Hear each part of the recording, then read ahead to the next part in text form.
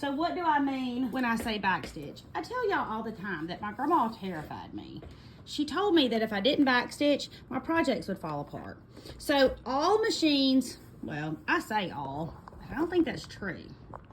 I think some of them don't. This is my backstitch button right here. Makes it go backwards. I'm going to turn my machine all the way down and we're going to stitch and backstitch, and I'm going to show you. You only have to do about 3 stitches forward and 3 stitches back. It doesn't have to be much.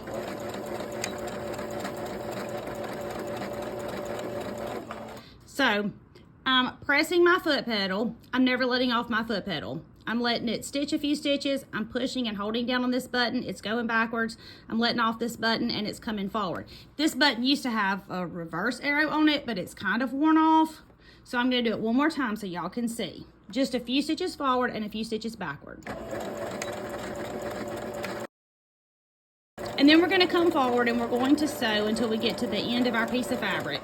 And this one's really long, so I'm going to cut it off. When we get to the end here, we're going to backstitch again. Never letting off of my foot pedal. I'm going to tell you when I let off of it.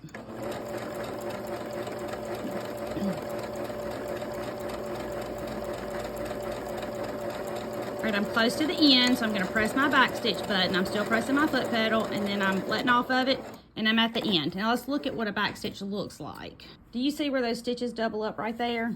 Now if we pull our fabric apart, it doesn't go anywhere. Now, let's do a piece and not backstitch. We're just gonna sew and we're not gonna backstitch. And I'm gonna show y'all what's gonna happen. And then you're gonna be terrified like me, because my grandma made me scared. All right, picking my presser foot up, pulling my project out, cutting it off.